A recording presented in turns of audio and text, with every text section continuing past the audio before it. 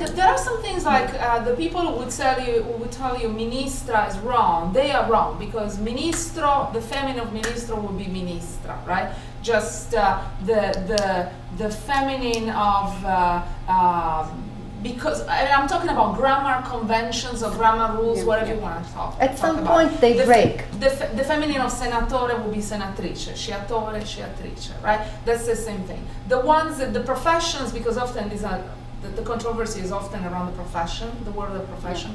The ones ending in essa are always the most controversial ones because historically those were the wives of the husbands or were the profession. So la generalessa would be the wife of the general. L'ambasciatrice would be the wife of the ambassador. So that is one thing. So it's not just gender identification, which is something that I'm completely comfortable with. It is about what are we going to do about the grammar thing. So are we going to go around accepting the is, and how are we going to teach it, let's say, in an Italian language classroom? When an American student comes and says, so how do you say the is in Italian? Well, on that, right? I mean, because it's happening already to me. To me, it's the same as the ye to refer which to I cannot. Mm-hmm. But that gives me actually a skin reaction. It's actually now accepted by, for example, just Giuseppe Patota, and we can't say anything about I know, but I still find it very. For me, that's regional spoken language in certain parts of Italy, instead of le. This is what happens if you. So there is one question. There's a question from Isn't like a bit problematic to think that like dictionary is unchangeable? No, like it is very problematic. And like I don't know, I have like a lot of friends who identify gender neutral and they want that pronoun to be used. And like they is. And it's very hard for me actually to use it, and I encounter like a lot of trouble sometimes because like I am not her sister, I am her sibling if she's with it, and I am they and not. But I don't know, that helps basically to like modify something that is that is actually structured through the asymmetry that we were talking about earlier. On the other hand, I have other examples of a friend who teaches at the University of Oregon, and she, like a student, went to her, and for like curricular reason, they had to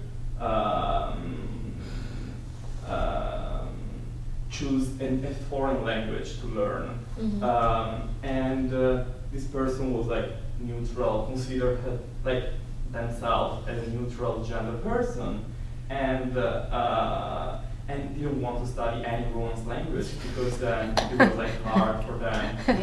Actually. And so in the end, they studied English.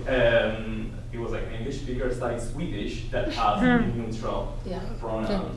So I don't know, but at the same time, do we think? So I think so. On the one hand, I would like to challenge that view, and I'm sorry, I'm handing. On the other one. Though, do we really think that then, when these things are institutionalized within a dictionary, and we open it up, and we have a neutral, so do we really think that in Sweden, these asymmetry are not reproduced in different ways? So how can we do with that? I think. Can I just build up on this? I mean, I think that the we is the problem, actually, the community that makes the changes. Because, of course, as a teacher of Italian, I still perceive the they is as wrong. But I don't have this community of people that identify as they because they're gender neutral. I know a couple of them, but it's not very common for me to use that. And instead for you, it is very common. So he will make the change, they will make the change. And I probably won't, but I will accept it. So that's the thing. And so the problem is that, these people are kind of developing a voice. Other people are developing voices that are not we. But that's exactly how language changes. I don't know, I'm just proceed. And it's generational. One last thing to add to this linguistic issue. I just recently came across more often than they is. I came across to this new, for me, this new word that was zir. Oh, yeah. Z-I-R, Yeah. and it is used interchangeably as a singular and plural. So I guess that there may be alternatives to this they is that that can kind of I think actually go they is together. considered more advanced than Z. Z is kind of on the out. little bit older. As far in the school where I teach, where we have a huge trans community, we don't use Z. Manholio College. The five We are beyond the And Z, and in- now everything is there. They actually got 2 emails today about And I this. guess that in as a terms matter of fact. of who produces the change, I guess that if it comes from like maybe an academic setting, not that I want to No, just it's coming from be the imposed. It cannot, a language I mean, change the- cannot this come one from is an from- academic okay. setting. It From- comes yeah. from, speakers Magenta. and specific Magenta. groups of people, And in people this depending case, it on comes the from change. intersex movement. Exactly. This one is Yeah. so not Yeah. even the trans, It the has been intersex. acquired Intersex in the movement. Department of Gender Studies. Yeah. And then So eventually yeah, it's it comes acquired from through the elsewhere, and then it community, gets at some magenta point is from- simplified. Like Yeah. for example, the in Swedish, Mhm. it's been just introduced last year, but then it's been used for 10 years. So it was currently used by simply being now introduced in the grammar and in the textbooks, and it was used before. So But with the people you're talking about, do they use they is or they are? This. They is. See, yeah. My To students say that. use they is, and I'm Yes. terrified that's going to happen in an Italian language classroom to me. I'm not even teaching a lot of language recently. I teach mostly literature and culture, and we are already talking about how to do it in the language classroom. So far it's been a non-issue. I think the students are so much concentrating on Learning learning the language. that they don't Yeah. care, but yeah.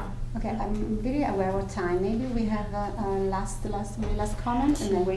I just think this was a really, really useful example, and I think that it is actually our pedagogical almost obligation to challenge the epistemic centrality of the 5 colleges and their student population who do work with very anglophone ideas of feminism and the relationship to language and relationship to progress. And I'm not going to get them to tell me which kind of feminist epistemology and an idea of language I should embody, or I should I think, and partly the foreign language class, the foreign space, to the genealogies that they're used to and they're comfortable with, and it's a space of discomfort where they're gonna have to understand the other linguistic cultures developed in different ways, and that they're not backward because of that. That there's a complexity to that development